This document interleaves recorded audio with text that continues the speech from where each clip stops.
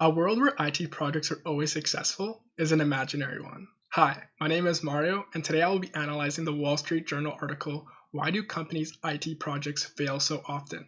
This article was published on September 7th of this year by Joe Papard, the academic director and professor at Ireland's leading business school, UCD Smurfit. I chose this article because it is 2023 and companies continue to struggle with their IT projects. As well, business executives often confuse the true causes of IT project failures with their symptoms, which can be numerous and diverse. As a brief executive summary, my objective is to identify and analyze the true causes of failing IT projects using Biz 468 course concepts. There's been four identified in the article, and they include the illusion of control, conflicts of interest, IT amnesia syndrome, and managing IT projects as expenses rather than assets. The key takeaways is although IT projects are complex and can vary drastically, at the core of any IT failure is the mismanagement of at least one of the components of IT: people, processes, data, software, or the hardware itself. The first cause of failing IT projects is the illusion of control. Undertaking an IT project in an organization is similar to hailing an Uber, so I will use this analogy. Tom has a plane to catch at the airport and needs transportation, so Tom is the project sponsor. He books an Uber on his phone to help him facilitate this job. The Uber driver is therefore the metaphorical IT department. So being the project sponsor, Tom has the oversight of where the Uber driver is and what time they arrive, since he is tracking the driver on his app. However, when the Uber driver arrives, the car is dirty, cannot fit all of Tom's luggage, is out of fuel, and seems to be under the influence. So although everything looked like it was fine, Tom will not be able to go to the airport on time and achieve his project objective.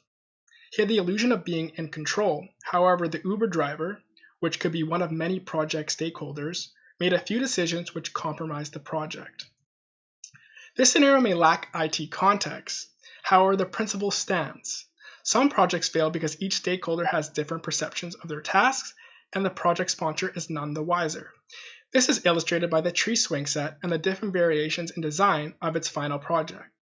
So what can be done? Companies must do IT differently.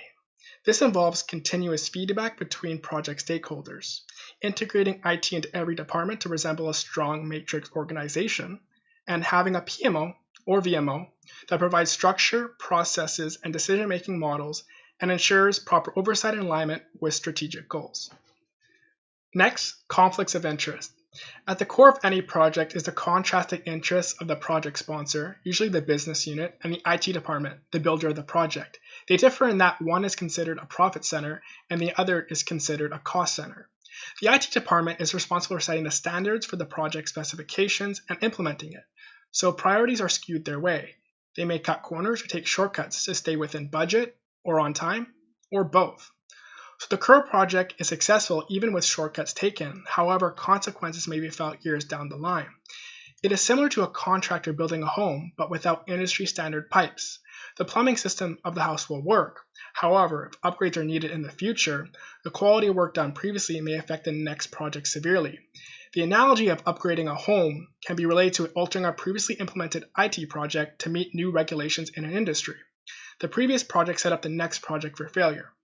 Papard states that the project shortcuts can be avoided by decoupling three types of roles to eliminate conflicts of interest: those who establish the design standards for digital assets from those who build and maintain them, those checking for quality compliance from those who create what is being checked, and those managing projects from those using the project's creation.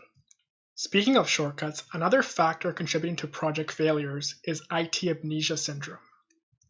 Since projects are temporary, stakeholders often neglect documentation. Papard emphasizes a paradox that exists where being focused on project success leads to future project failure. A new project may be undertaken years later and technology compatibility issues may arise. To overcome this, documentation and knowledge management are key. It is vital to have clear ownership, and this usually lies with the business unit, who ensures accountability of all project stakeholders. As well, documenting the tangible components of projects will enable effective knowledge transfer. However, it may be more difficult to capture and document work-related tacit knowledge. of project stakeholders, so process analysis can be hired to shadow and participate in joint problem solving, since these are useful knowledge management solutions. Finally, managing IT projects as expenses rather than assets is a major concern. Most companies do not actively manage the business value generated from their IT projects. Greg Ohenart highlighted that any proposed IT project should be reframed as a value innovation. If a new digital asset does not change how people do their work, then it's just a cost. It is advised to own and manage digital systems as productive assets, so the benefits outlined in the business case can be realized. A different way to ensure value is created is to take a metered approach to funding projects. Comparing the results to benchmarks can ensure that the project is providing ongoing business value throughout its life and years after it is completed.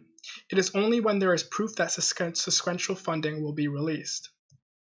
And as a brief summary, I've identified and analyzed the true causes of failing IT projects.